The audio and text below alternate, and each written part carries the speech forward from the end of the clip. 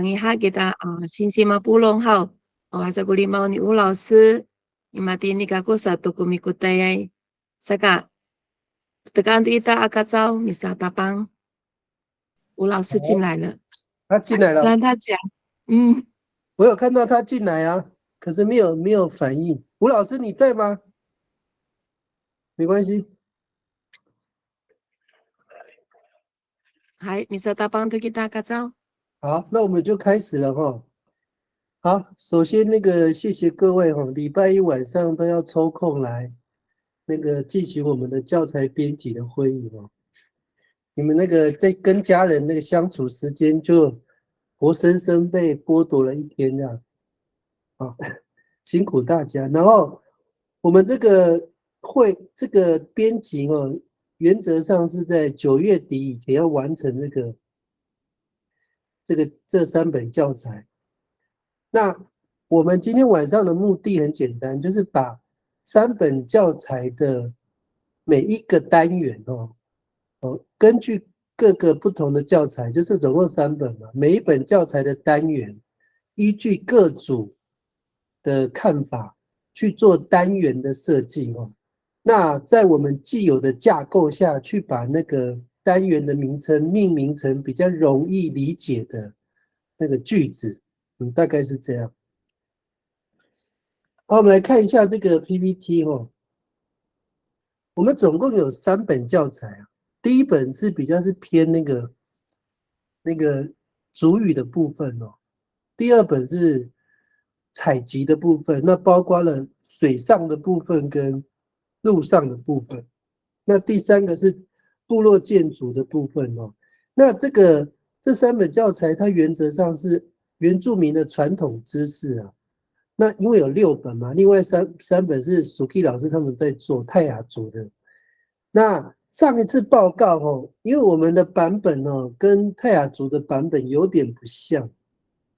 那Suki老师他是看到我们的版本，他是说他很想要用这个模式啊。那可是用这个模式原则上是需要比较庞大的团队啦。那也是谢谢各位帮我们去创造这样的合作模式就是说愿意跟我们一起去编这个教材。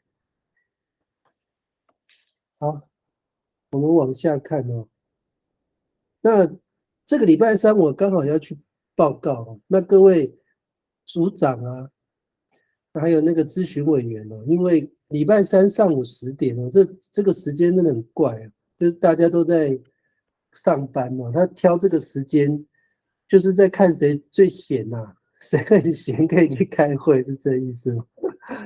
所以我们去开会的成员只有咨询委员2位可以去一个是林星海，一个是张光忠老师那我们的3组的组长都没有办法出席，那没关系，今天就把收集各位的意见跟你们的想法我就礼拜3把你们今天讨论的内容做很详细的陈述，我看他们有什么意见。好，那我们先给各位先看这张图我先把它放大。这张图我们已经从今年的3月差不多还是4月一直编这个教材3月啦，3月26号一直编这个教材，对不起，3月6号一直编到现在6月初了其实已经3个月了。那我尽量不要耽误各位的时间以最轻松自然，感觉不像在编教材的感觉。各位其实你们不知道，其实你们已经编的差不多了有没有觉得很神奇？其实差不多都编完了你们看你们的成果啊，其实这个也不能说是完全是这3个月的啦，还蛮久了这个从去年有没有？你们如果有连进去那个网页的话，比如说举例说明就是我们采集的嘛。你看我们的讨论的东西大概就是这些你看你点进去哦，比如说那个沙凳嘛，你点进去有这个沙凳案哦，你看这个就是这个是包括你们讨论的跟很久以前讨论的很多你看，其实你们不知不觉哦就已经贡献那么多词汇了，这个都是以前的。然后你看那个盖房子的嘛，我们回到那个建筑的部分也是啊，盖房子的那个沙比沙罗骂的东西，那个工具嘛，你看那么多，有没有？这个每个词汇都是过去讨论出来的，所以其实我们在不知不觉的感觉各位感觉上好像每个礼拜开一次会其实进步都要一点一点累积的，我们没有办法速成就每个礼拜认真讨论一次，认真讨论一次，累积的资料就会变得很多了。那回到这张图那你们应该就是过去我们讨论的这几个月啊，你们有没有发现我都有刻意跟你们问词根，然后构词，构词的时候会有焦点，或者会有词组，或者会有词汇。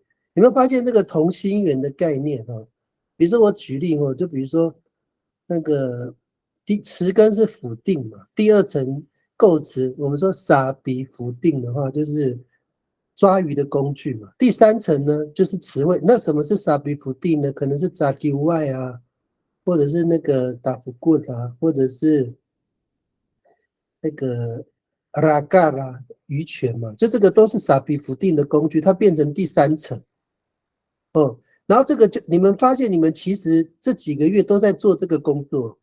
就是词根构词，然后变成词汇，词汇有可能是词组就2个字以上的那我们还有用焦点刻意去分，是动作呢，或者是人呢，或者是地点呢，或者是那个工具啊，或者是时间啊。你们发现我们之前都在做这些事，其实大家已经做的差不多了。严格讲，该编的差不多都编完了。那现在我们可能在个别再去描述就是这个完整的教材。那描述的方式很简单就是各位看那个外面的那个三角形的3个点第一个就是描述它是什么东西，然后第二个描述是为什么要用这个东西，第三个描述是如何使用这个东西。那下一次的阶段各位就会到我们讲的应该是第4层，最外面那个三角形第4层。就比如说那个其实你们都有讲了，因为我到时候还是要从你们的那个影片里面，从你们在描述的过程中，去把那个内容再把它打清楚。比如说你们其实有讲，就比如说拉嘎怎么用啊，巴拉告怎么用，你们其实都有描述了。那个就是第3层，什么是巴拉告啊？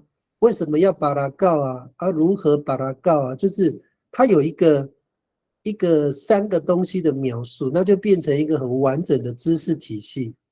好，我讲到这边有没有人不理解？应该很理解吧？我们其实这几个月都在做这个事啊。那个美惠老师，我这样讲有没有清楚？我怕我讲的不是很清楚。可以，可以那吴老师有在吗？吴老师还没上线。米粒老师有在吗？米粒老师、三妹老师。吴老师有在线上啊。吴老师，你的麦克风，请你的麦克风打开。对啊，好了，开了。开了吗？老师你是不是一直忘记开麦克风？对，老师，我刚刚现在的用手机，我现在是手机。我刚刚的描述这样子有没有很清楚？有没有讲的没有很就是不具体或不能理解的地方？听得懂，可可以听懂。所以老师，我这样讲，就是说我们其实这几个月都在做这些事，从词根啊、构词啊、焦点啊、词汇啊，还有每一个东西的使用方式啊，是什么东西啊，什么时候用啊，为什么用？我们这几个月都在做这些事嘛，对不对？对。我们是基于这个的同心圆的概念去编辑我们的阿美族知识体系，这样子的逻辑应该可以哦。可以，可以哦。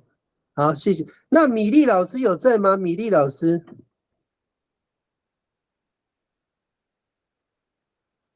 你回应。他还没上线呢。好，那没关系。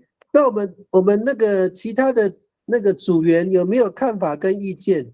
你们觉得这几个月来我们这样的讨论，就是利用这个同心圆的概念做讨论，已经讨论几个月了。这几个月讨论下来，你们有没有什么建议跟看法？阿力克老师点名一下。哎，你们的名字要写在教材上面，不要这样好不好？讲一下话嘛。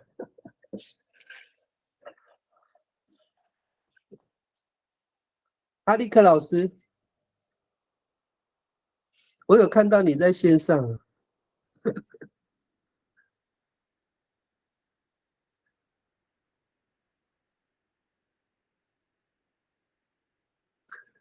在吃饭哦。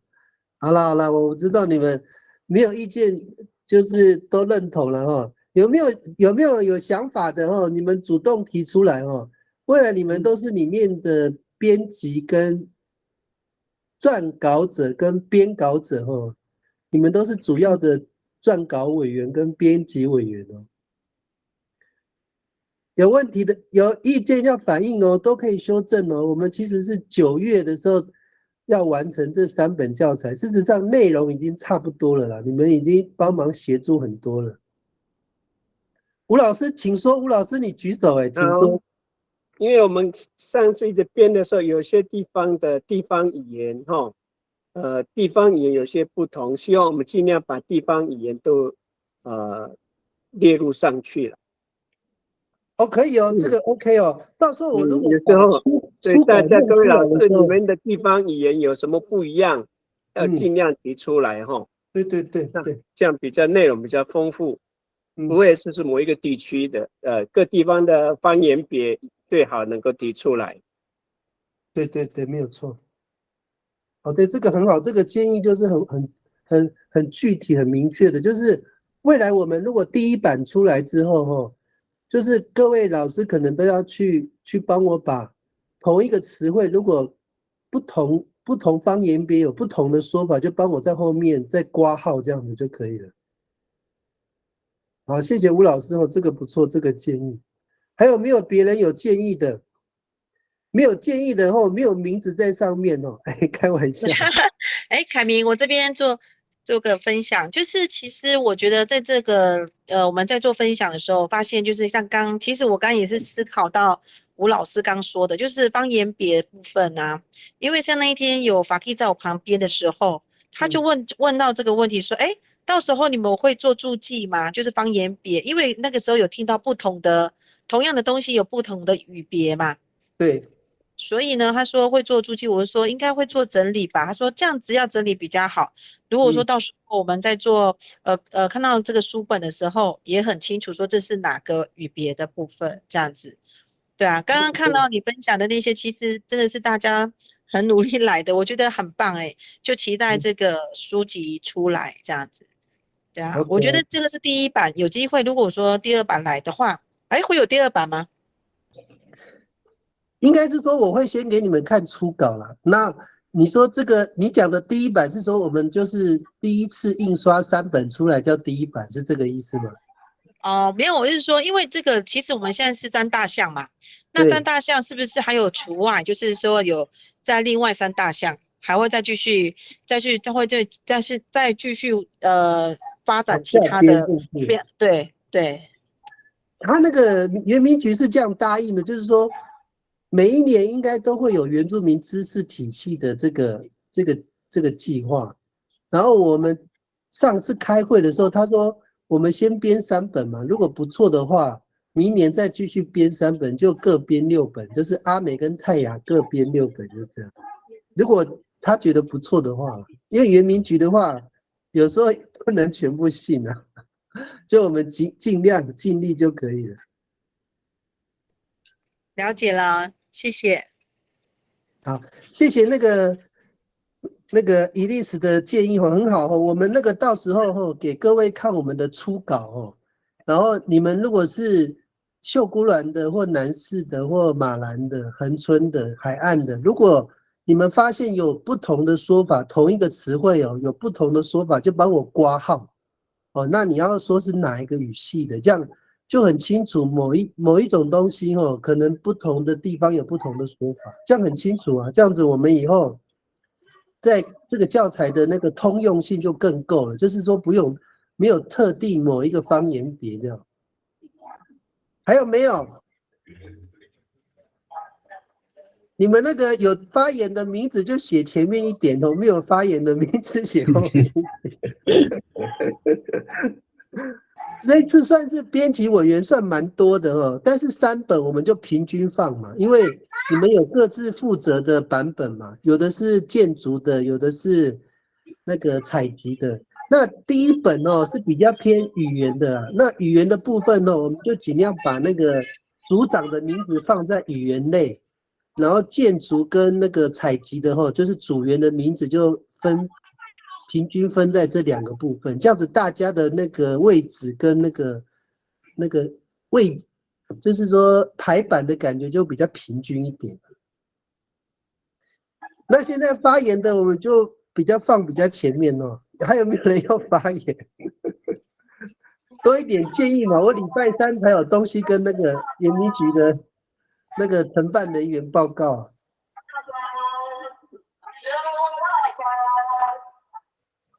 还有吗？这样很好啊，把那个方言别跨湖起来，就不用再多做解释了。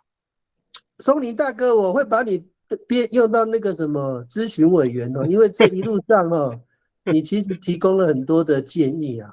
虽然你不是编稿跟撰稿的人员因为一开始我们已经定了啦，所以不能把你加进来。不过你就是当我们的放在我们的咨询委员，所以你在书上会有你的名字的咨询委员。好，谢谢。不会啦，因为你提供了蛮多的讯息。好，谢谢啊。好啦，你们都很客气耶。那我们就往下看我们今天的工作来咯。好，我们教材1先最后啦，教材1太硬了。好，我们教材2。好，我们教材2是那个采集组的好吧，我们采集组来开始我们的教材大概会有1、2、3、4、5、6、7、8个单元那还有子单元。那大家看一下，你们就针对那个蓝色的部分帮我把它改成人类看得懂的话就可以了。这个不是人类看得懂，什么主事者焦点什么构词，这可能人类看不懂。帮我改一下要怎么描述会比较好。那个美惠老师，你来，这是米粒老师不在嘛？米粒老师有上线的吗？我来了。好 ，OK。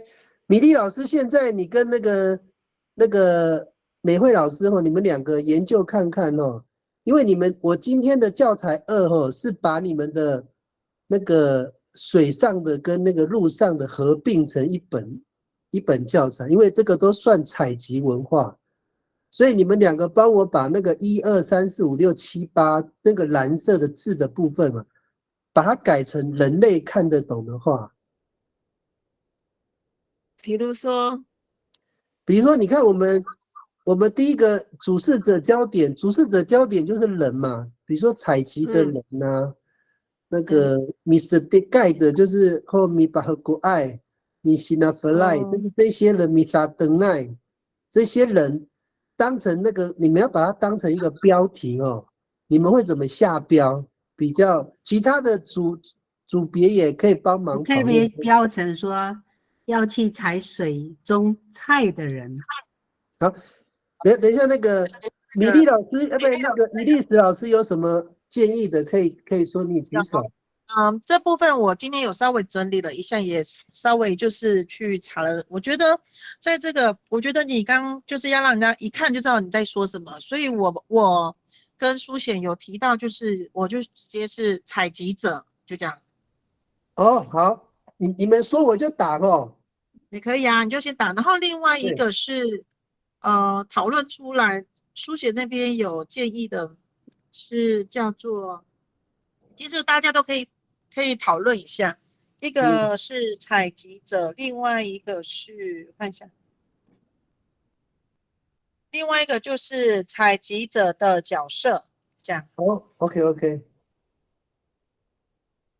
然后来做讨论，看有没有其他的有想法。哦，很好很好，这个名字一看就懂哦。主事者焦点没人看得懂，这个一看就懂。对更白话一点，对，要去采水中菜的人。要去采那水中菜的人有还没有点长了，采集者好像就可以了。哦，好的，谢谢。要不要就是几个大项1、2、3、4、5、6有想法，你先打上去，然后再一一做讨论，可以，你有的话先好吧？讲，没关系，那我有的就先讲话先讲。第二个受试者焦点的部分。那个书写那边的分享是采集生物种类，哦，OK 那我的想法是生物采集类别。OK，生物采集类别是不是对， ？OK，好，好，第三项是动作焦点嘛，对不对？对，你说，动作焦点的话，我们这边讨论是采集的技术，还有哦，一个叫做采集技能。采集技术及技能可以吗？可以啊。好，好，第四个是工具焦点的部分，这边讨论就是采集工具的选择与使用。好，那另外一个叫做采集品或是那个器具的器品，就是因为东西很多嘛，像我们去购物的时候会说，哎，采集器就是这是采集的一些工具什么那个什么类别的类似，就是你说那个器具的器，然后品是那个3个口物品的品，采采集竞品，集品或是采集器这样。哦，OK，我懂。然后第5个的时间焦点。时间焦点的部分呢，就是采集季节与时机。采集季节与时机，季节与对不对？时机，什么时哦，机？就是因为我觉得季节的很明确嘛，时嗯机的话就是可能就是像那个港口的那个他们那个捕捞的部分，他们可能差不多是3点到6点要采集，就在清晨的，那是时机点，对，嗯，可以讨论。放可以上去哦。先对。第6个是采集的环境与地点选择。哦，那我另外一个想到的是采集群，是族群的那个群组的群，然后落是那个落下来的落，掉下来的那个落，然后生物的生，然后再来是另外一个叫做什么那个字叫做环境的境。我那次想到是采集群落生境，生境是什么意思？生态环境。哦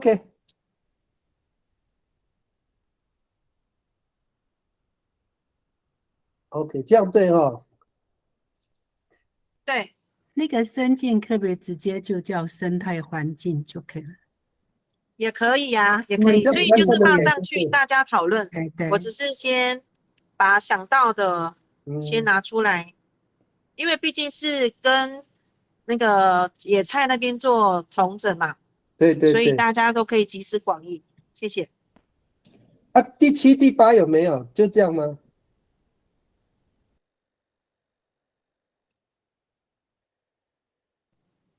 哎，我没有想到这个哎，我怎么组长没有看到这2个？第7、第8没关系，你们现在再漏掉了。想想看。哦，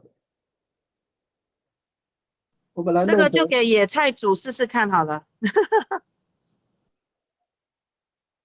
好，现在那个谢谢伊丽丝哈，我们现在那个红字的部分就是我们的新的标题哦，不错不错，这个其实一看就懂哦。那个我们那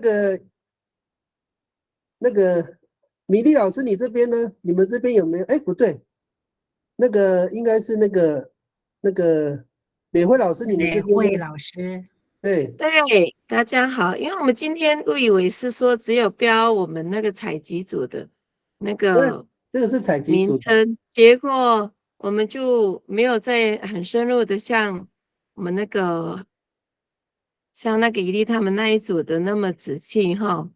那不过我们现在就是没有什么没有研究到这里，那我们现在想看看，不好没关系，意思，可以讲可以讲，因为我不因为早然你们这样上你说好不好？是标题那个，你们根我问据他那你的是，个给的标嗯，题，你们觉得用什么词汇会更好，还是你就认同这个现在有的标题都可以？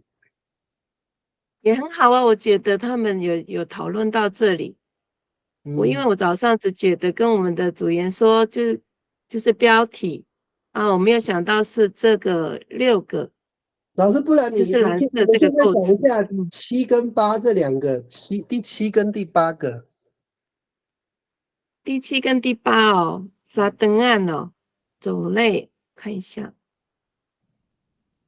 在你们那个野菜组想一下，采菜的集构词吗？种类它那个第2跟第7是不是会重复？我们讨论一下这个，不然我们先讨论这个问题。第2跟第7好像会重复哦。海明，我这边分享，我也这么觉得，第2跟第7还蛮像的。我刚才看到你说那个种类啊，我就会思考到，就像我说的，就是生物采集类别，它也是跟这个有一点关系。对对对，还是我对，把第7给它移到你们第2，然后做个第3个指向这样子，这样就可以 OK 了，就不用再讨论第7，我把它移过来，这样就好了。也可以哦，可以哦。这样就是南瓜在，因为它其实就是采菜的种类啦，它其实独立出来也怪怪的。对，这样可以了。好，我把这个移的东西，我用那个绿色的标起来，然后你们就看得懂。哦，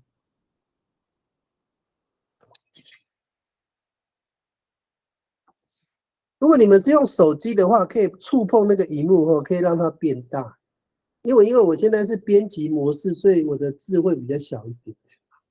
排名，我这里那个刚刚你说的那个下面的构词，嗯，我们可以分那个吗？就是说，根茎类的构词，叶菜这样子分，就是你刚刚讲的那个看不到。哎，我们现在先细的先不用分，那个我知道你的意思哈。到时候你看那个根茎叶的部分，你可以放在那个菜类的部分，再把它分得更细，可以啊。哦，好，我们现在先想那个标题，没关系，因为那个你们那个后续我们还会继续讨论那个各种菜的种类嘛，还有它的功能属性，就是我们继续都会持续讨论，到时候再把它分类的更细就可以了。我们今天主要的工作就是把那个你们的名称把它定调起来。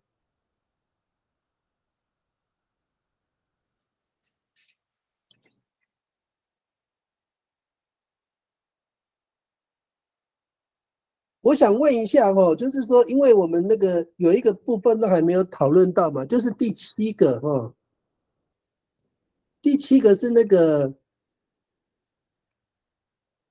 现在叫禁忌，第8禁忌，到第对， 7的。禁忌。我想请问一下，我们讨论那么久过去啊，不管是水上的或陆上的或个人的或集体的，请问有禁忌吗？好像只有 Mr. Dick 是好像是男生的工作，对不对？我记得我们那个时候的结论，所以我们采菜集体采菜还是有禁忌的，对吗？如果有的话，我们就保留这个单元；如果没有的话，就把这个单元把它删掉。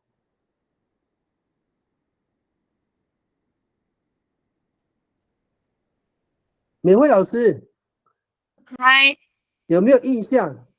你们那个有啊，就是采集，就是海上的才有禁忌，不是吗？就是抓鱼，就是给男生去抓，女生就不能触碰渔网，或者是使用的那些呃就是抓鱼的那个打呼过啦，或者是把镜之类的，嗯，就是还是有禁忌啊，那是海上的。菜的话就没有听到，没有听过。哎，秋美老师有在线上吗？秋美老师，哎，秋美老师，你们之前提到那个三线的那个米巴和国爱跟那个米西纳 fly 这两个动作采集的人，他们有没有特定的性别？那就是在一离性的就是前置作业的时候，去山上你把过的时候，几乎都是男人啊，女人不能上去啊。所以是确定不能哦，女生不行哦。对啊，不能啊，不能随团啊，对女人只能待在部落等他们，就是他们回来的时候，因为我们是采菜是2天1夜嘛，然后我，OK，们只能在部落的时候，就是你打拉萨拉那把它给这样子啊，就辛劳他们去采菜的那个辛苦这样子啊，好的啦。OK，那没错了，那就表示他们有这个这个一这个律性的，对，一律这个性的前面不能随女人不能随拿那个青年去山上采菜，不能。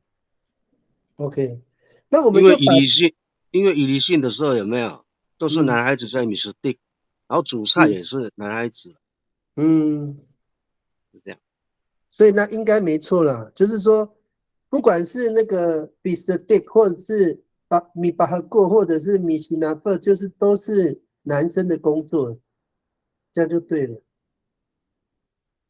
只要是集体的行为哦，大部分都是男人的工作了，这样子应该就没错了。那我们把第7个哈，把它的标题把它直接标为采集的禁忌，可以吗？哎，可以，可以比较直接可明显，以哦。对，很这样就好，明显。清楚啊，很这明确。样可以哦。对啊，因为这个好像这个名词大家都看得懂嘛。好，那这样我们感觉上我们的那个目前看起来哈，每一个单元基本上都有哈。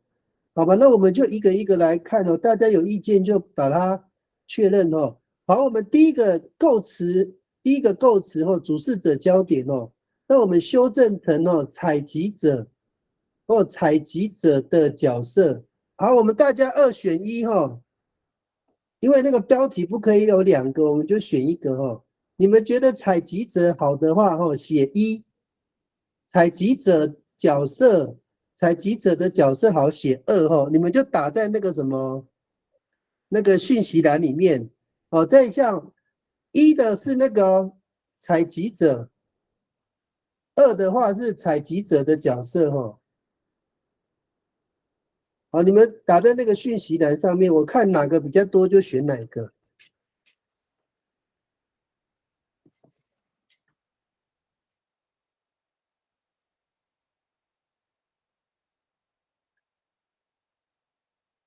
哦，目前1比较多啊。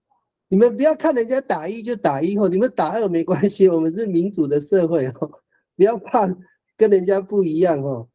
OK，看起来1好像比较多呢，好吧，我们就用1了哈。好，那我就把那个采集者的角色删掉了哦。好，我们单元1确认哦，采集者。好，第2个采集生物种类，第2个也是1哈。然后第2个是生物采集类别哈，是2。好，第2个部分哦，如果你觉得1比较好的就打1，2比较好的就打2哈。好，我们开始喽。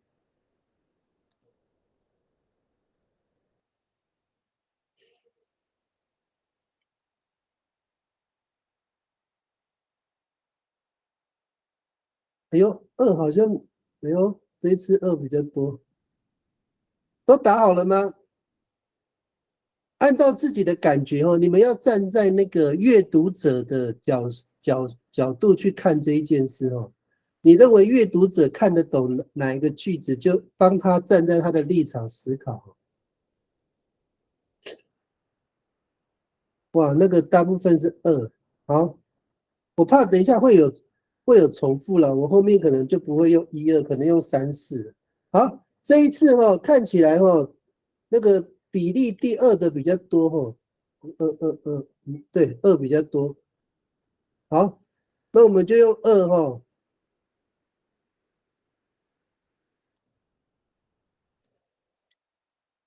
好，生物采集类别。OK，第三个没有选择，我们看一下哦，采集的技术及技能。这个其实哦，技术跟技能哦，在英文里面会同一个字啊。我们想想看哦，我们修正就好了哦，就不要都记2个技能。方法可以吗？采集的方法技巧也算吗？方法或技能？方法可以，方法跟技能。skill method， 对对对，方法的话，英文就不一样。有时候你用英文想就知道了哦。我们如果是技术技巧呢？会变成 skill。如果是方法的话，会变成 method 哦，那是 method 哦。就是说，我们改方法可以吗？还是我们如果采集的技术跟技能，我们把它改成采集的方法跟技能。技巧呢？可以，因为技能啊，就是技术加能力嘛，它是以专业来看是这样子做区别。然后如果加方法的话，它会更明确一点，因为每一个人的方法不太一样，这样子。对，类别就多了。哦，对，一定是这样解释又更清楚。那我们这个采集的方法跟技能，还有没有别的建议的哈？方法可以改，技能可以改哈。你们有没有其他的看法？就可以提出建议哈。技巧呢？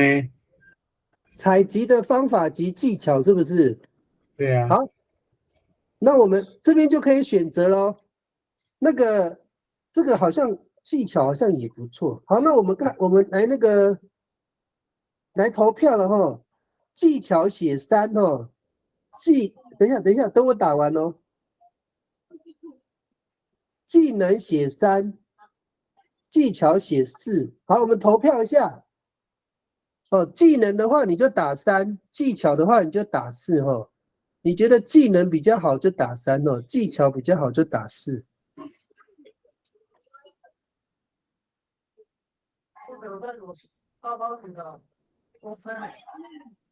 不要打1跟2哦。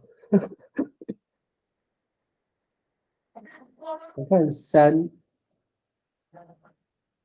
4、5、6、7、8、9，哦，不用了，大概4只有1票、2票。OK， 那没错，那我们就用那个3哦。我看一下，确认一下，应该是3，没有错。好，那我们谢谢各位的投票哈。那我们这个单元的名称哦，就叫做采集的方法及技能。OK， 太好了。其实大家都有编教材，都知道你们在讲的是什么了，所以编完再做那个单元的名称设计会更有感觉哈。好，我们来看一下下一个哈，第4个工具哈，5、6，好。那个谁的麦克风记得关哦，你们家的声音都被听到。是我看一下谁的麦克风没有关，你们等下讲秘密，我们全部都听到了。好，那个下一个是工具焦点哦，我把它上面一点哦。好，哇，这个也是字太多，我把它移下来算了，大家比较看得出来。好，工具焦点的部分哦，我们一个是5，一个是6哦。第一个哦，采集工具的选择与使用。好，第一个我们这个叫编号5哦。第二个，采集品应该是集，货就很怪。一粒那个，你当初这个2个词汇是一起的，还是分开的？还是它是第三个选项？采集品跟它是第3个选项，对，分开的采集分开品或者采，OK 集器，对。OK，那就分开哦，就变成5、6、7才对。好，第二个是采集品嘛，第6个是采集，第7个是采集器哦。因为这个比较是工具导向的构词哦。那你们觉得5、6、7，你们觉得哪个比较好？哦，就打上去哦。第一个，采集工具的选择与使用，采集品、采集器。好，看一下答案呢。555，哇，就现在目前都是5。OK 了，那大概是5。好，5的描述其实我自己也觉得比较 OK，比较完整啦。对。好，那我们第4个工具焦点的部分就用这个哈，采集工具的选择哈。这个你们也讨论的很多哦。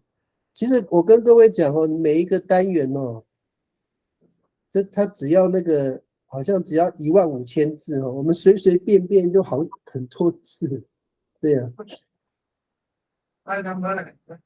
好，我们来看一下第6个哦。哦，第6个也是只有1个。你们看一下第6个哈，那个时间焦点，它这个是采集季节与时机。好，因为它没有选择后，我们这边来讨论一下，有没有更好的描述想要提出建议的？有没有人对这个词汇的描述觉得哦，好像还差一点点，要加什么进去会更好？或者是它上面它那个描述有点不精准，你想要修改，有没有？可不可以用节气？你说什么？采集的什么？节气，那个节就是季节的节，期哦是时期的期。哦，节气哈，OK，我先把它写哦，等一下可以请大家投票。节气哦，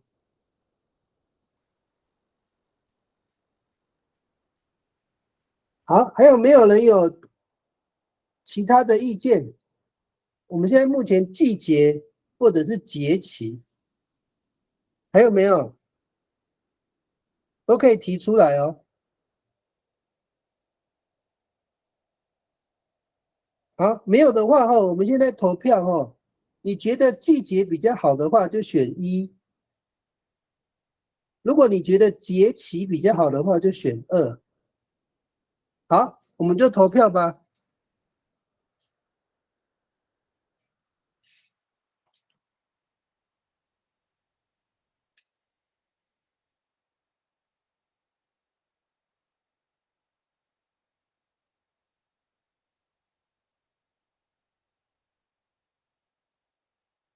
OK， 看起来1比较多，那我们就选1哈。我们就那个节气，就先把它删掉了。我们现在就是采集的季节与时机哈，还有卷舌。好，下一个也是只有1个哦，有2个，这下面有2个。好，我们有2个的话，我们就可以选了哈。第一个是采集的环境与地点哦，这个地我打错了，与地点选择。第二个是采集群落生态环境哦。好，我们现在投票之前哦，先对这个句子的那个描述的那个语感稍微看一下因为我这样念起来感觉好像少几个字，或者是有点好像要重新稍微微调一下会比较顺。第一个，采集的环境与地点选择，这个应该还算顺有没有人要修正的？有没有意见？没有的话，凯明这个地方是不是因为它是选择的地点的选择，对不对？这才是。那个米粒老师，你再说一遍，你再说一遍。你说那个，因为它是一个地点嘛，对，就是地点的选择，就是那个有一个。对，它这个两个那个好像没有对称嘛，你的感觉是不是？对对对。所以如果一个叫是我们采集的环境，一个叫地点选择，应该叫地点的选择嘛？我知道，我有一点。对对对，它不然就是采集的环境与选择的地点。对对，应该是不是应该就像地点的你是那个鱼嘛，后面有一个比较对称的感觉对的，形容词加名词，形容词加名词，感觉比较对，变成形容词，对，谢谢。不然我们就把它往前移地点的选择，这样子感觉两个句子比较对。因为这个是我的建议是，这个采集的环境呢，这个也不用了啦，就选择地点呢，就比较干脆一点，你觉得呢？好，老师，我懂你的意思。你的意思，我在旁边再打一个你的意思就是直接解那个采集的，采集的地点吗？对呀。OK， 你只要地点采集的地点大家都知道哪个地方有那个啊，就直接采地点嘛。OK， 采集的地点。好，小飞老师提出的建议是采集的地点好，我们再把它标上去。那如果说采集的场域呢？好，采集的场域。不错。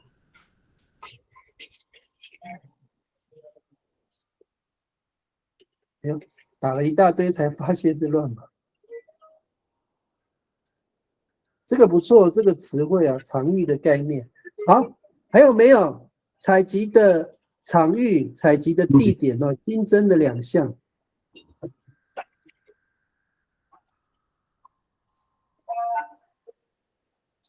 都可以提出来因为我们集思广益，有没有众人的智慧才会让这个教材会变得更完整。如果大家都提供一点意见我们那个利用大家的判断让这个下标你们在提的时候，尽量是站在阅读者的立场在思考不要站在自己的立场，站在阅读者的立场去思考，他会不会一看就看得懂你的标题？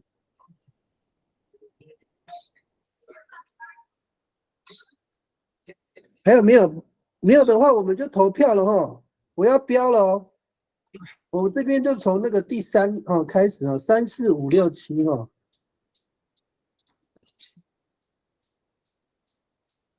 好，总共有4个选项，3、4、5、6。好，你们可以开始投票了第一个是3，第二个是4第三个是5，第四个是6。3、4、5、6。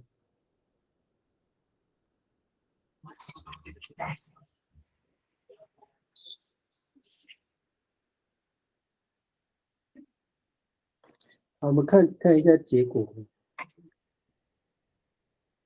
哇，这次比较不太一样看一下。这个要统计票数了呢，不太一致我等你们投完票，我再把它贴到那个 Word 上面。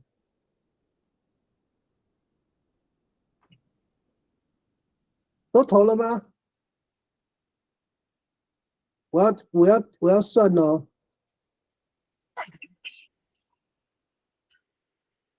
好，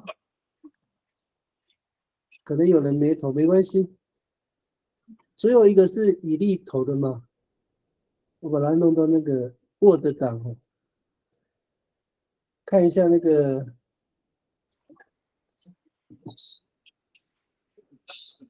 票数哦，我看一下，4的话，1、2、3、4是啊，啊，是比较多。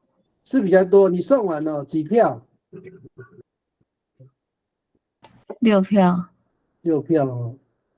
5的话，1、2、3、4，对，3票就很少了。好，还有没有新的票数？我看一下我们那个线上比例是最后一个嘛，没有新的票数哦。那我们的选4的话有6票哦，那我们就用第4个哦。第4个是什么？采集的地点哦，这个是小白老师提出来的嘛，其实也是没错啦。那个干净利落、简单明了。我补充一下哈，因为我们不要太过于人了，我们就以普通的那个阅读者来看，不要一看就明白，这样太绕口的话，大家反而会头晕晕了。报告完毕。好，谢谢小白老师的补充哦。所以我们下标的时候哦，因为那个以利他们这一组哦，已经帮我们解决了大部分的问题哦。现在就是靠大家再把这个标题弄得更精简哦，就完美了哦。好，最后第7哦，应该没有什么好选的。有没有人有采集的禁忌以外的描述的方式？有吗？有没有人提出那个采集的禁忌？有没有其他的说法？这个因为这个禁忌这个词汇，我们可能用太频繁了，所以大家都看得懂。有没有别种说法？有吗？没有哦。好，没有，没有，什么时候？好，老师你说。我说没有。没有哦，没有。好，那如果你觉得采集的禁忌 OK 的话，就选1哦。我们还是看大家的意见哦。如果你觉得采集的禁忌 OK，就打1。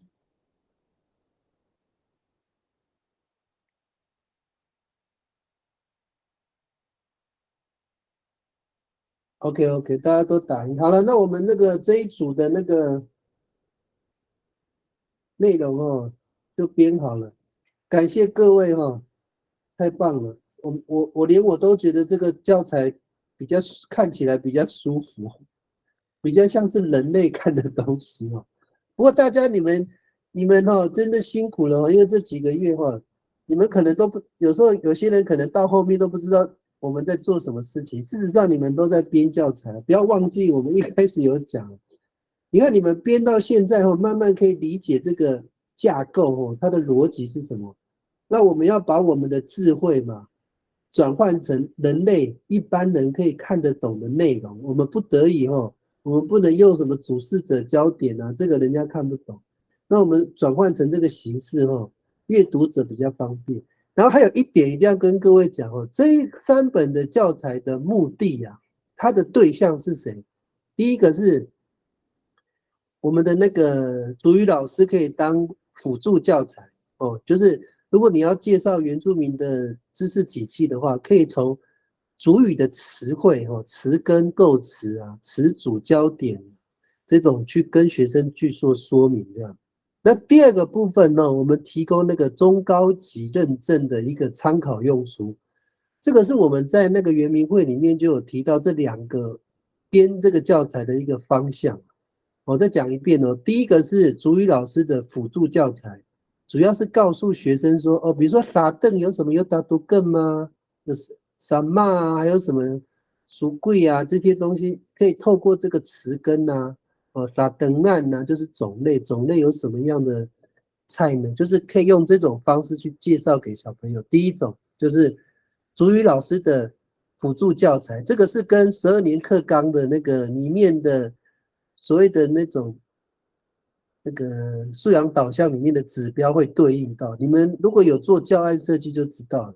不过一般那个教案没有什么功能。不过主要是说在教学上，如果可以把阿美族的文化知识带进来哦，这一本书是未来你们试试看可不可以，就是教起来是不是对学生是不是有帮助？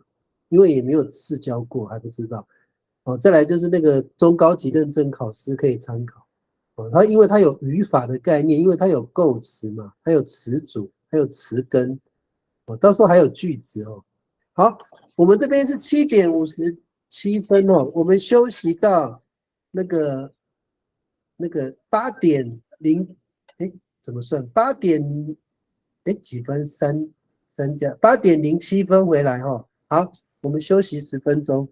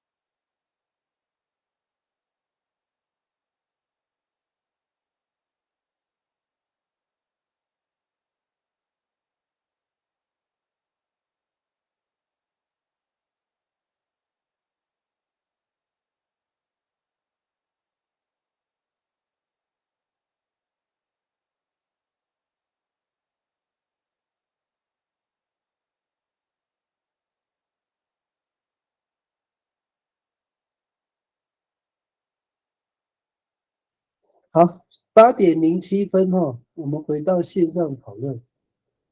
那刚刚我们已经完成了那个教材2的部分，有没有针对我们刚刚的单元1到单元7的部分，我们已经有决定了这几个那个标题嘛？有没有还觉得哪一个地方还需要再讨论一下下的？有没有的提出来哈？如果没有的话，我们就往教材3来讨论了。有没有想法的说有没有什么地方需要再稍微再讨论一下？有吗？我觉得第二个好像有点怪怪的。第几个？第二个。第二个 ，OK， 我标一下。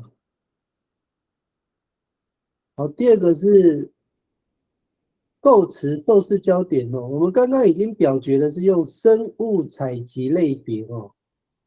那这个内容主要是有采集的东西，主要采集的，还有那个种类，总共有这两大类哦。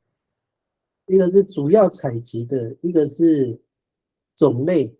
那这内涵是这2大类，那标题是生物采集类别。好，那书写你提到这个差别，那你自己要不要？你有什么的那个新的那个说法比较贴近？我觉得还是用采集生物的类别。你是说把采集放前面哦？对对。采集生物的种类，采集生物的。好，没关系，你们都讲，我打上去哦。第一个是那个米粒老师说把采集放在前面。啊，书写你的是什么？采集生物的种类。哦，你是改成种类，采集生物的种类是不是？好，还有没有？对，凯明，我跟你讲，我觉得类别好像就变成有分类的时候才，因为它没有很细项了，变成甲壳类啊，或是就夷陵类啊，这样子变成一个大方向了。所以还是种类比较贴切。哦，你说种类比较贴切是不是？对啊，类别是变成纲物种类别，这样就很大块。对对对，一般我们讲类别比较不会指活的东西啦，比较是指一般的那种。对，对，还有没有？有没有人？哦，那你们这样讨论表示刚刚这个的命题没有那么精准哦。还有没有？还有没有？对啊，你不讲，我觉得对啊，类别这个词汇比较那个，对啊，种类类别其实都类似的，但是我们中文在使用的时候，种类好像可以指的是生物，也可以指的是非生物。类别的话，好像比较常常指的是不是有生命的东西哦。这是我自己中文的语感的。3个，还有没有别人有别的意见的？那我们刚刚删掉的是什么？我都忘记了。好，没关系，一样哈，我们用1、2、3哦。哎，我看一下刚刚的那个有没有1、2、3，不然会不要1啊。我们用3、4、5来选哦。第一个标3就是那个生物采集类别标3，采集生物类别标4，采集生物，要加的吗？书写你有加的吗？要加的啊。哦，那采集生物的类别要不要加？应该要加。我都加了，这样比较大家都加比较。生物采集的类别，每个都加多加一个的这样比较语感比较像。好，我们第一3、4、5大家请选一个投票。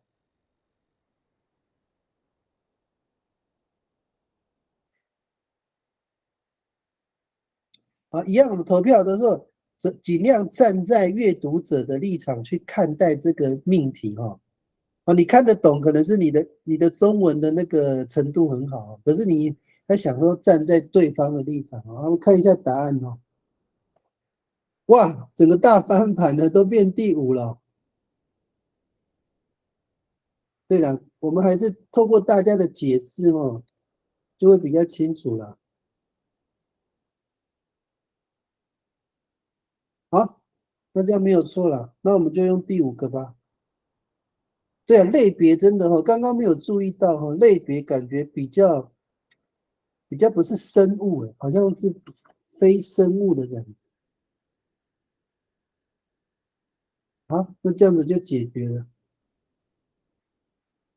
还有没有？除了第2个，有没有其他的？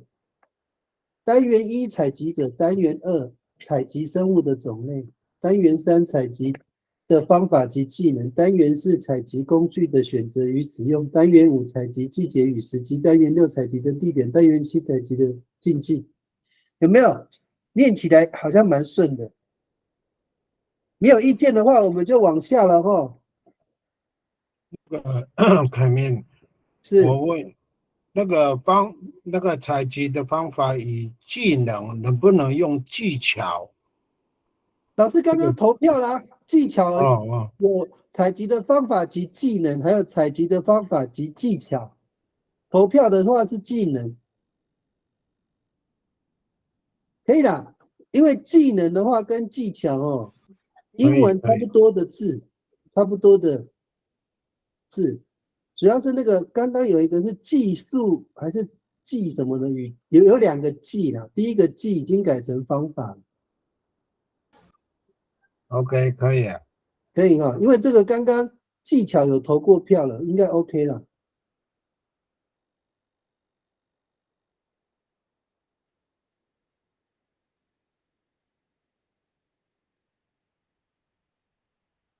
对，应该是可以。好，这个我们已经很精准了，到时候哈，这个也不会是完全就是定稿的哈，到时候我们会再请各位再看一遍哦，就会更清楚了。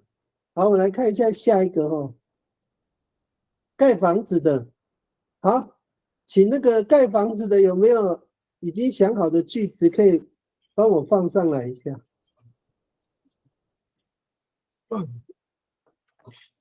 盖房子就是焦点。那第一句就刚刚他们差不多了，那个建屋者还是施工者？施工者哦，哇，老师这个感觉很像在工地呢。施工者好，还是建屋者？建屋者好，还有没有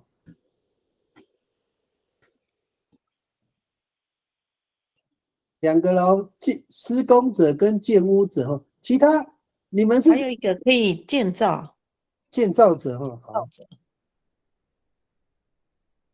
好，其他组的也可以提供意见哦。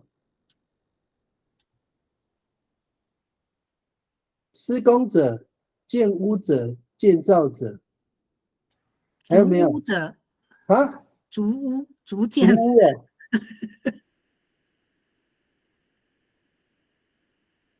OK，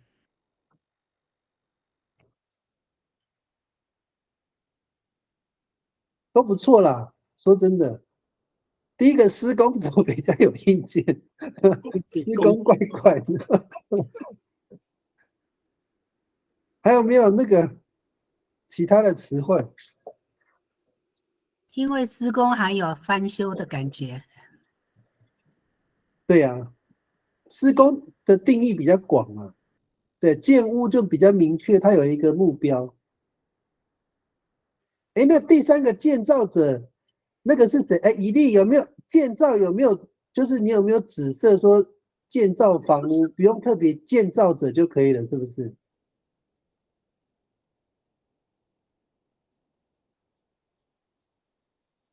都可以啊，也可以再增加一个啊，建造你看斜线房屋看有没有比较好。哦，你是说不要斜线？如果你要加房屋的话，就建造房屋者嘛，不然就建造者这样。因为这个词汇看起来建造什么东西，好像它没有比较明确的对象。但我觉得那个迷力型系的那个竹屋者，我觉得蛮好的，比较贴切在传统的一个竹建筑的竹这个词啊。对，有那种怎么讲？有那种美感这个语言有一种美感。对，好了，而且有差不多点传统那种感觉这样。有好了，那我们编号了我看一下，数字不要重复看一下你们刚打的数字是什么？5太好了，1、2、3、4你们开始投票了1、2、3、4施工者1，建屋者2，建造者3，竹屋者4。好，请投票。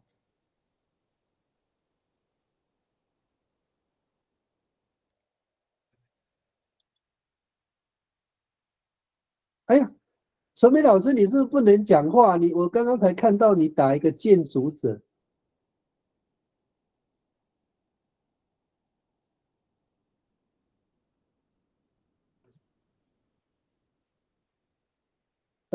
哎呦，要不要也放进去？建筑者也蛮好听的。好，等我一下我们不好意思因为刚刚我没有看到那个纯美老师，你要讲话啦。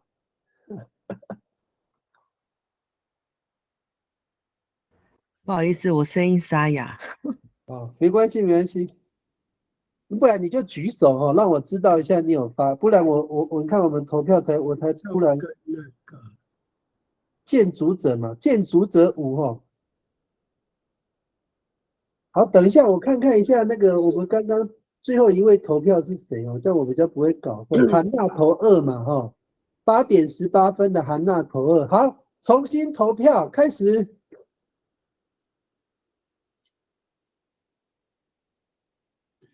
多一个建筑者5施工者1、2、3、4、5。按照顺序。建筑什么呢？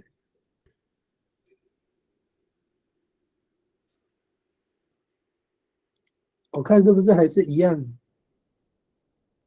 哎呦，这个数字很不一样这一次的。苏姐，你帮我统计一下看哪个比较多。有时候我切换来切换去，有没有？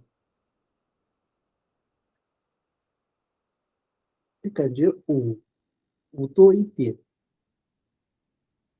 ，4也有，4、2也有。都投票了吗？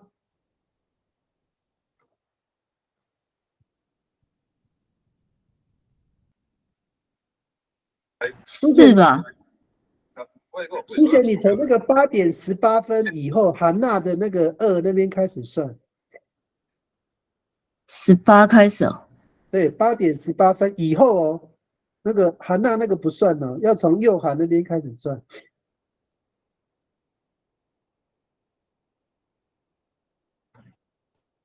因为我看起来是51、2、3，对啊，8点18以后，对，那就是都投完票吗？赶快投票但是那前面有人投了，后来又没投没有，我每个都重投8点18分以后要重新投票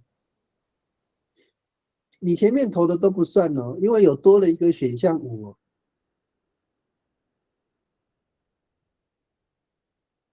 也就是说，纯美老师加了一个第5个选项的时候，你如果之前投的都不算加了第5个选项，你还要再投一次就对了。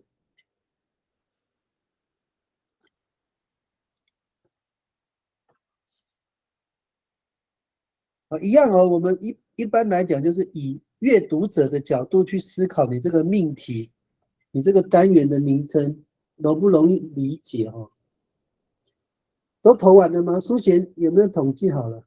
那就是5啊，都1、2、3。5哦。哎，2呢？2你有2，你算看看，2后来变多了。4个2， 5 1 2 3 4， 5个5哦，好，5个5哦，那5就赢了。不好意思，凯明，我解释一下那个竹的意思。那个竹，如果它是动词的话，它就是建造的意思。那如果它是名词的话，它也是一个房屋，就是房子的意思。所以那个建筑，我觉得不管盖什么，或者是它的动作，其实都是跟盖房子有关系。不错不错，你这样解释很完美。你不这样讲，我还不知道哎。就是它可以当动词，也可以当名词，然后都有那个意涵，可以啊。因为其实你这样解释也不错，为什么你知道吗？因为我们那个米萨鲁玛爱哈，不是只有萨鲁玛哦，它可能还有达鲁案哦，还有舍费，还有其他东西。这个可以了，这个大家都是很有智慧的哦。你看选出来这个建筑者哦，概念不错了。它不一定是只有房子而已。好，经过第2轮投票哈，感谢大家哈。平手呢？平手吗？平手呢？哎呀，平手呢，各5票哎。2也5票，我看一下。平手呢？苏贤，你没有算，你算，等一下，我要回复了。等一下哦，建屋者跟建筑者，好，平手哈，一样哈。我现在数字不要改哦，我现在改成那个7跟8哈。好，请投票哈，建屋者7，建筑者8。好，请投票。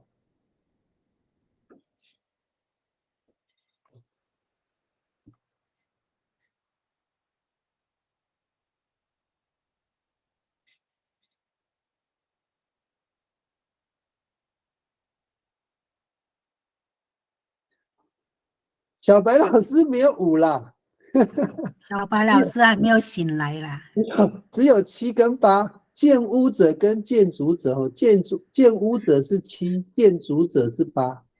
小白老师，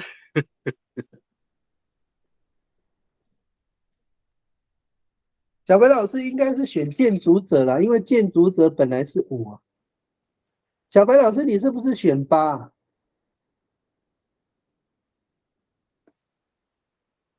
他改7了。7哦，你选7哦。哦，好，那个苏显统计一下，我好像也是势均力敌耶，你帮我算一下。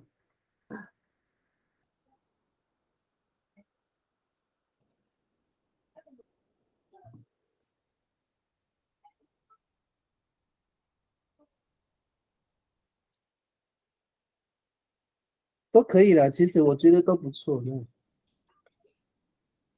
清楚明了。好像7多1票。其他人也是7多1票吗？大家看也是7哈。1、2，那就7了哦。小白老师，你是关键的最后1票。7没有错哈。1、2，建屋者。哎，等下6票。好好算，好好算。这个有我们的平手哎，是米沙鲁玛爱嘛，又平手。对，建屋者，哎，啊，又平手哦。好了，平手2次哈。那个我们请那个建筑者的那个，请那个谁，那个吴老师来仲裁一下哦，因为你们是建筑者的那个小组。我仲裁，因为我是建屋者。对，老师你仲裁一下。所以老师你觉得建屋者比较适合你们这个主题的内容，对不对？因为我现在主题是盖房子嘛。OK， 好，我就是建屋者。好，那我们就7哈，因为我们以那个比较在着重在教材3的小组的概念哦，跟语感哦，应该是比较贴近哦。那我们就决定了，单元1就是建屋者哦。因为那个建屋感觉是比较传统，建筑就比较现代。我的看法是这样， OK， 所以我觉得是像连城老师讲的建屋应该是 OK 的。OK， 没问题哈。就是你们的那个，因为中文这种中文跟阿美语最大的差别是，中文就是模糊不清的语言呐、怎么解释都可以哈。所以我们就是集合大家的那种判断跟智慧哈。那就我们确定了建屋者哈。好，第二个受试焦点。受试焦点是被盖的建筑物。哦，建筑物好，老师你就念建筑物哈。还有没有？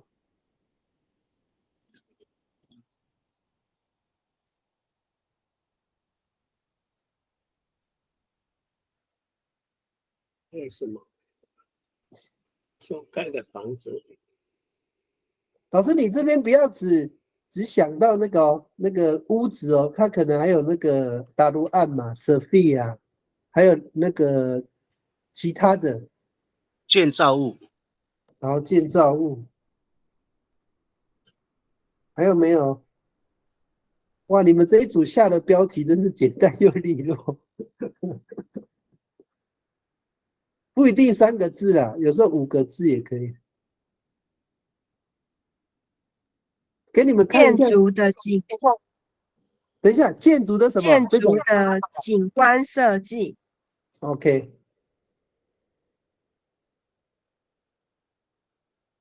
建筑的景观设计哈，有到景观的概念哦。OK， 还有没有？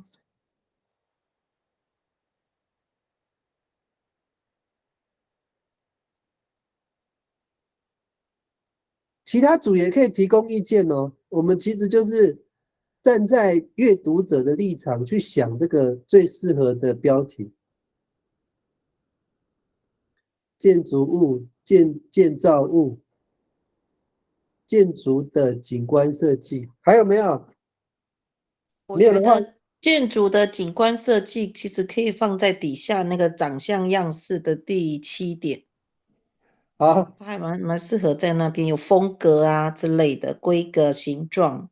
我先把它贴过来哈，没关系，我们还是把它变成投票之一哈。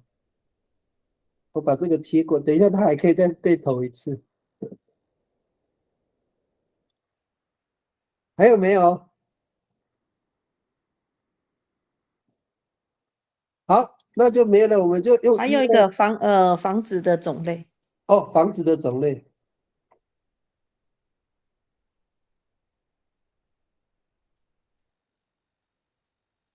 等一下哈，我中文打得很烂。房子 ，OK， 行。那我们现在要那个标号了哈，一样哈，建筑物1，建造物2，建筑的景观设计3，房子的种类4。好，请投票。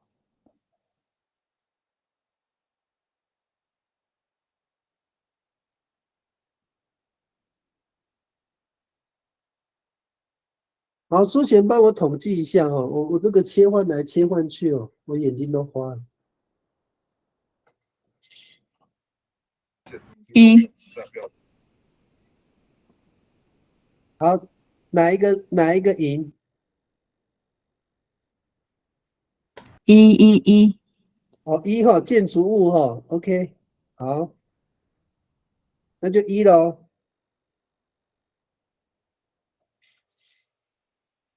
好，太好了，这一组的标题真是很简单利落。好，下一个动作焦点哦，你们这个动作也是建筑技术，建筑什么建筑技术。 ？OK，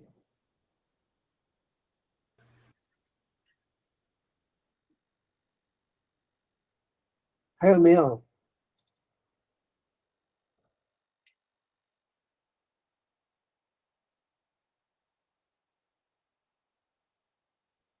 建筑工法，建筑工法。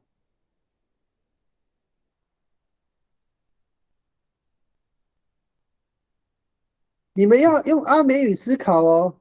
比如说乌曼古比萨鲁玛，乌曼古你比萨鲁玛哈，你们回答的话，那个答案哦，要呼应到建筑技术跟建筑工法。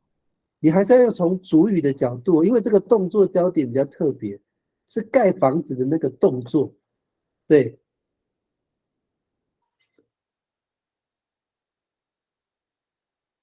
建筑技术、建筑工法都不错，这个名词都很棒。还有没有？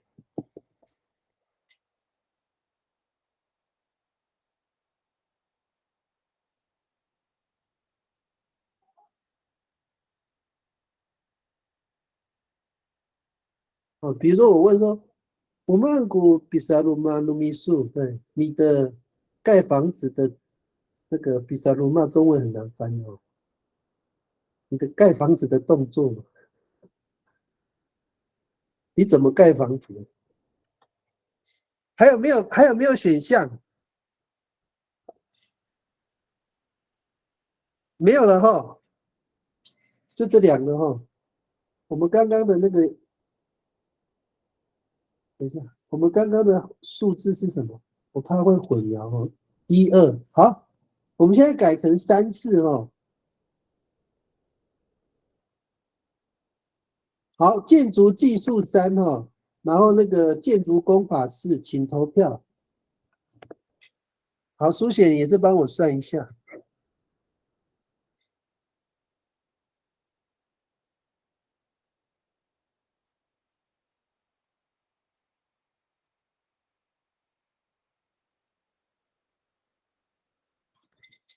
哪一个比较多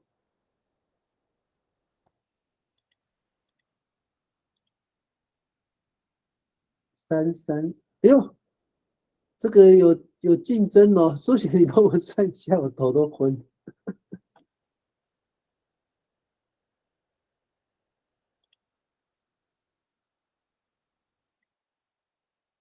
3比较多还是4比较多？4比较多哈，建筑工法。OK， 那就建筑工法了。好，那我们必须要回应一件事哦。乌曼古比萨鲁马艺术哈，答案是不是就是建筑工法？对吗？有跟主语的概念呼应吗？对哈。我怎么觉得这个很像第4题？你是说方法跟工具对不对？工具方法，对啊，工法。对啊，所以我才问你们说，因为你们讲工法嘛，工法的话其实跟第4个有重叠哦。那个是，诶，松林大哥，哎，对啊，我刚刚如果用那种问法哈，乌曼古比萨鲁马艺术，你会怎么回答？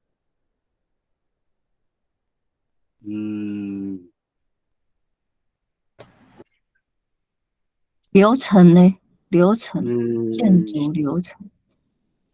建筑，你用什么流材料，然后程什么工法去做盖房子啊？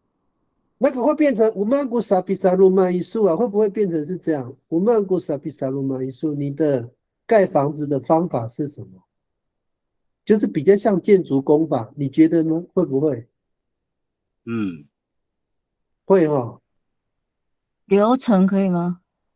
流程你要新的吗？没关系，苏姐，你那个我先保留哈。我们先确定一下，大家对这个阿美语的概念跟中文是不是一致哈？因为你这个建筑工法很适合直接就移下来。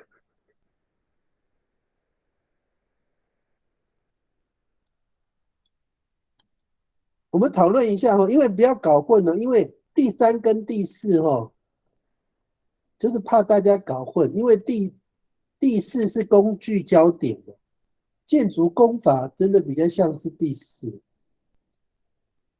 那第四了。第好四建筑工法会变成第四。我给大家看了，你们都忘记了哦。就是有时候哦，你们看一下你们编的那个词，你们就知道了。就说你们看到自己编的词汇，再去思考看看。好，我们看一下你们编的那么多词哦，比如说寻找、搬运、绑啊、掩埋、编织，还有那个什么打实、立柱啊、顶住啊、密合啊、固定啊。好，看了那么多词汇之后哈，好，大家重新来下标哈。你们刚刚那个第三个那个动作焦点，你们会怎么样下标哈？我觉得这个建筑工法应该比较适合下面，我们放在下面投票。建筑工法放在第四啊。对，你也觉得哈？好了，给你们多看一下啦，因为这个动作焦点哦，比较是动作导向，有没有？你们看一下那个你们自己编的。如果你要看到那么多的动作哦，就是一个盖房子的动作，你会觉得要怎么下标才能包含这些内涵哦？大概是这个概念。要怎么下标才能包含这些内涵？吴老师，你有没有想到？我好像技术，你觉得是技术是不是？嗯， OK， 我打下去，建筑技术应该要比较贴近哦。建筑手法、建筑技术，对，比较贴近哦。建筑流程有像了，但是好像又差一点点。因为那个书贤可能讲的话比较贴近下面一个尼比沙鲁玛那个尼比的概念哦，盖房子的方式跟情形，尼比的话就是有这个概念。我一样想技术跟采集就是动的一样呢，建筑的方法与技术。建筑的方法 ，OK， 这个就比较贴近了哦，因为那个工具焦点比较着重在工具本身了，建筑的方法比较是着重在你的手的一个方法跟技术。你们只要把它想到是那个盖房子的那个动作，特别是手部的动作。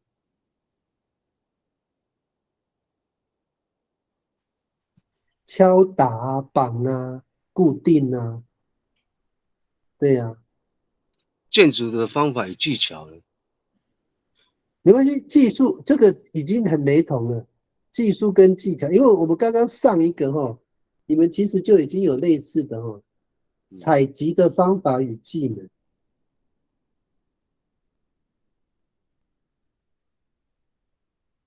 没关系，我们等一下先一样的概念先选，等一下我们再针对技术跟技巧或技能再做一个判断。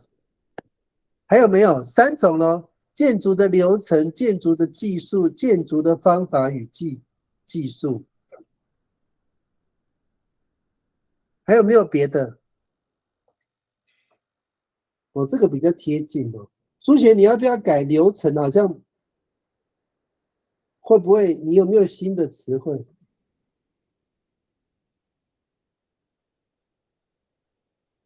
你看你们编的这些词汇哈，捆绑、填平、打实、顶住、锤、固定、衔接、翻修、垫、粉刷，你看这些都是手部的动作。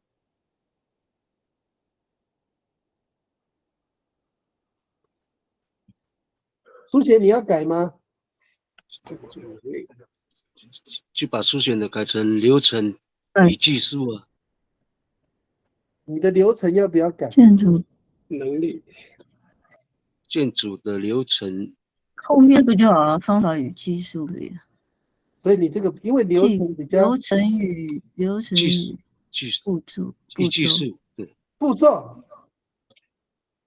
骤跟技术，知道。不要别人讲过就不用。建筑的步骤其实跟流程很像。好了，对啊，没关系啦，好像就差不多了。保留了。想不到。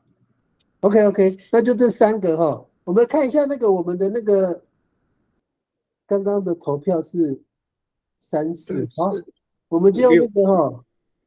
凯明，我说明一下，你讲步骤的话，就一一的从开始打地基，一直这样建上去，这叫步骤。对呀，对不对？对。对呀。他这个应该是你们用你们的感觉哦，我猜第一个比较少人选的。动作。好，我们就那个这3个哦，应该差不多了。我们单元3哦，建筑的步骤与流程1，建筑的技术2，建筑的方法与技术3。好，请投票。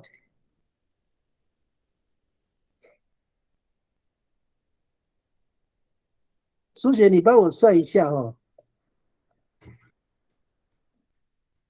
哪一个比较多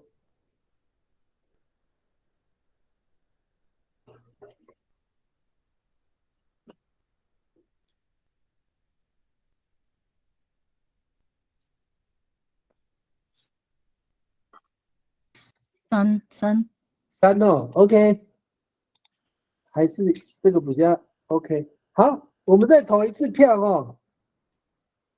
那个我再加2个哦，刚刚有提到的哦。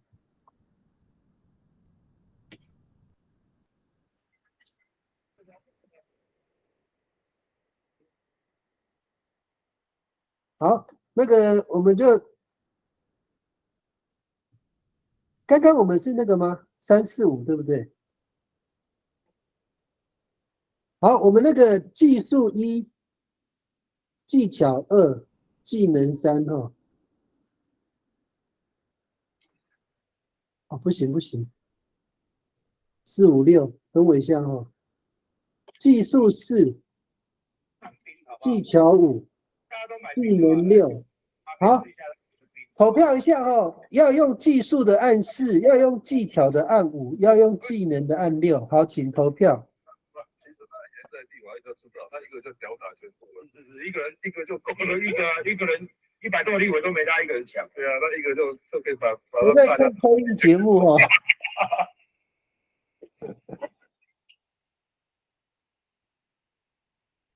好，苏贤帮我看一下技术、技巧、技能哪一个比较多票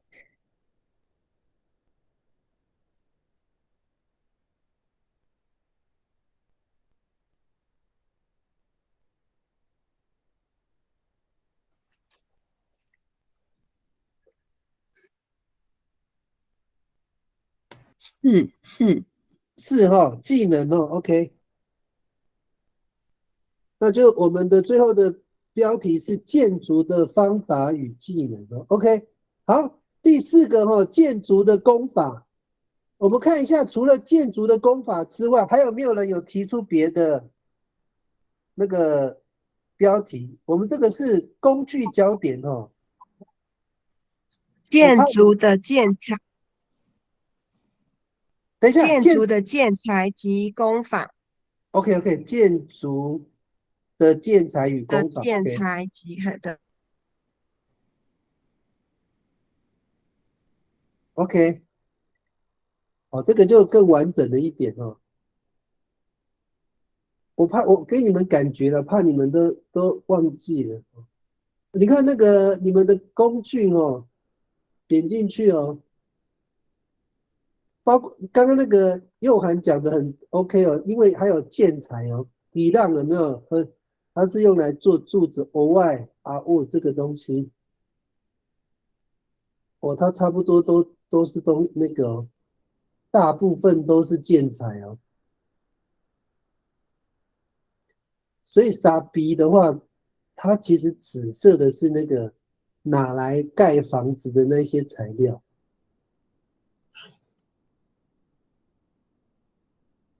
工具应该也可以。好，你们看完差不多就是你们之前编的那些内容哦。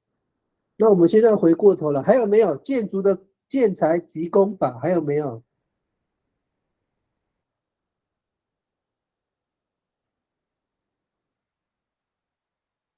有没有要提的？没有，我们就投票了哦。我们刚刚的投票是那个4、5嘛，那我们现在就用1、2。建筑工法按1，建筑的建材及工法按2。哦，请投票。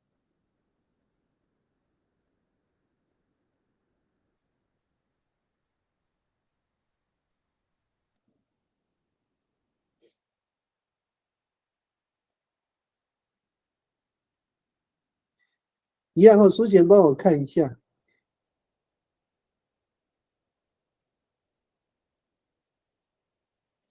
哪个比较多2， ？2哈，建筑的建材与工法 ，OK。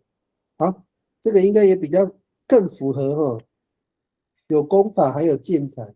其实这个工法到时候我们就要把那个对应的东西再补充哦。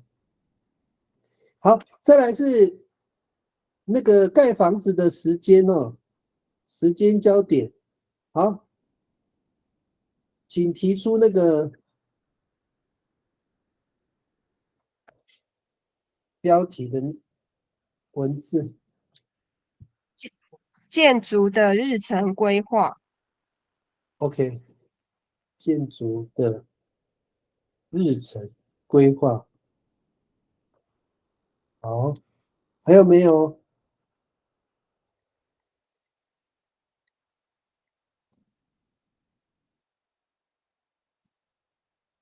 有吗？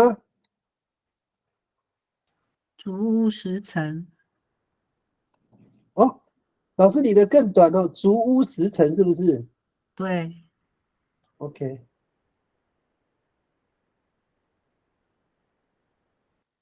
OK， 还有没有竹屋时间的时候时辰？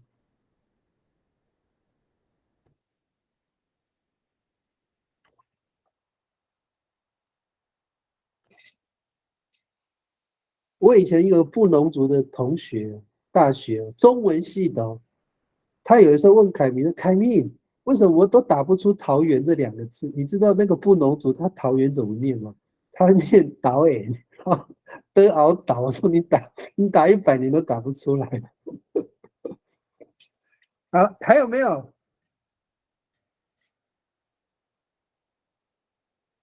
没有的话，我们要投票咯。建筑的日程规划3哦，建筑的竹屋时程哦4。好，请投票。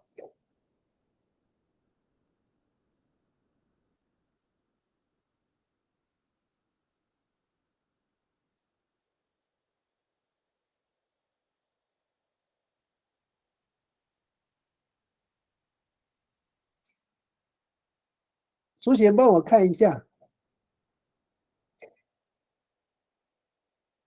3，哦 ，OK。好，下一个处所焦点哦，盖房子的地点。好，帮我下标吧。建筑的环境。好，建筑的环境 ，OK。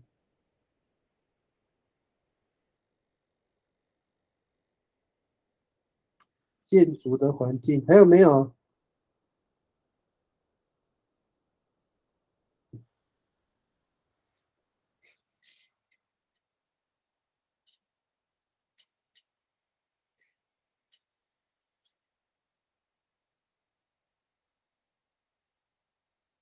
有吗？还是有人对这个词汇觉得建筑的地点。地点哦？好，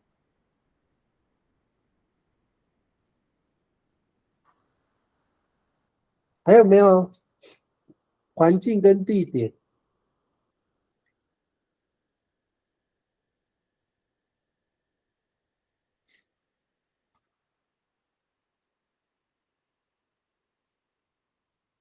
没有了哈，投票了哦。好，建筑的环境1，建筑的地点2。好，请投票。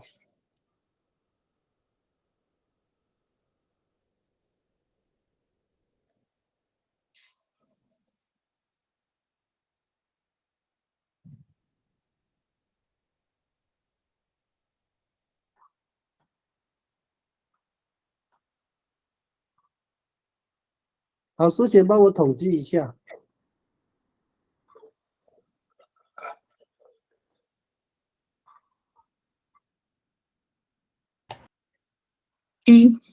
一哈 ，OK， 建筑的环境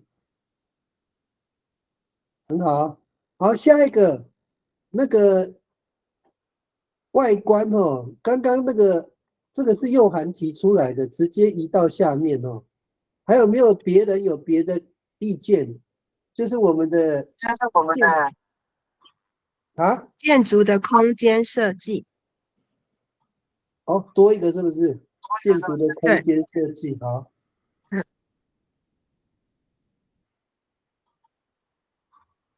哎，等一下，我那个注意，哎，建筑的空间设计，好。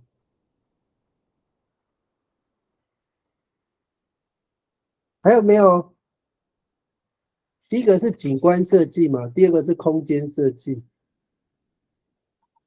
你们想一下，因为这个我们目前还没有讨论到，比如说阿美族的房子哦，常常外面会种什么槟榔树啊，那个面包树啊，类似那一种，然后它的格局会那个房子会有的朝东，有的朝南这样子，然后它那个可能它的房子比较方正之类的。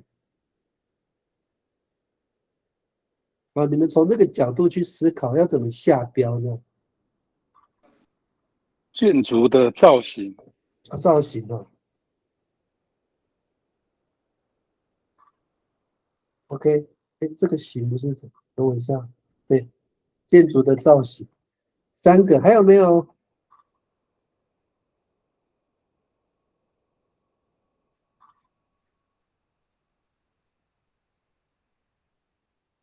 好，没有的话哈，我们刚刚那个是多少？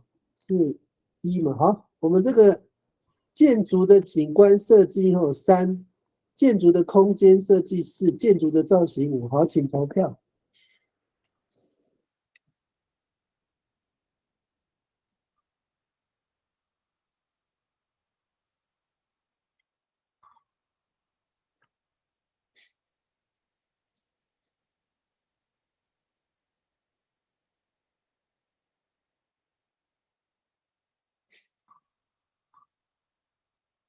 好，苏贤有没有答案呢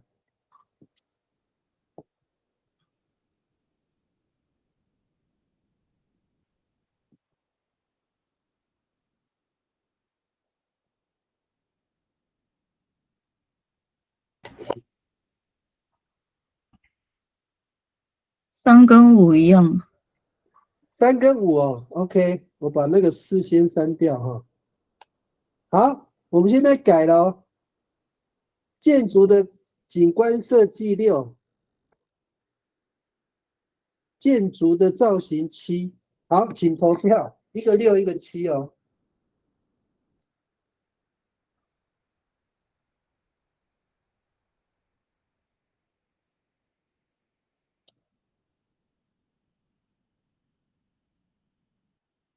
7哈 ，OK， 建筑的造型 ，OK， 建筑的景观设计也不错了，造型 ，OK， 好，最后一个哈，竞技哈，请下标。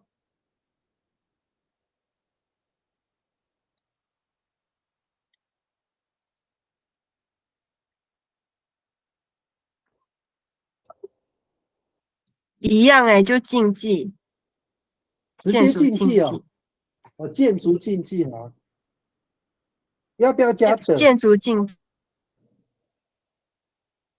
要不要加的？建筑的竞技，对啊，有建筑的竞技。好，哎，等一下 ，OK， 还有没有？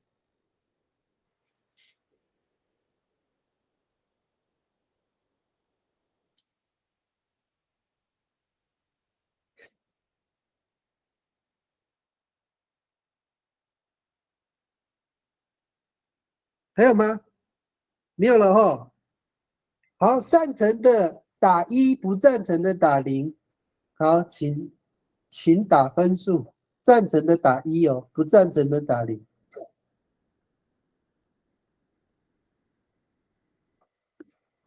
哦，我直接看了。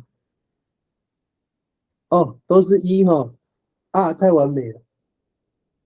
OK， 那就是我们今天的教材3哈，也完成了哈，感谢各位。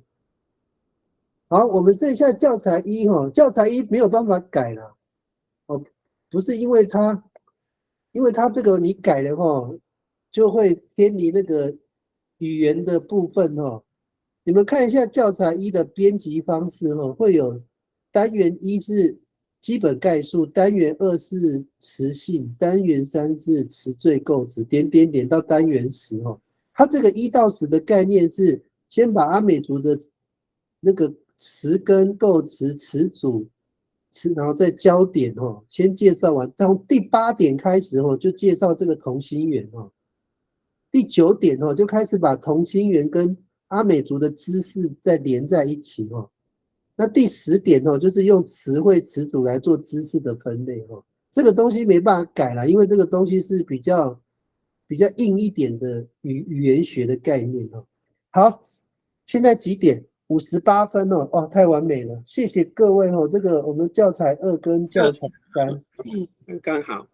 对，那我会按照各位的那个内容哦，礼拜3如实的跟那个原民局报告，说我们内部的共识哦，我们从那种比较僵硬的学术词汇转换到那个一般人可以阅读的词汇哦。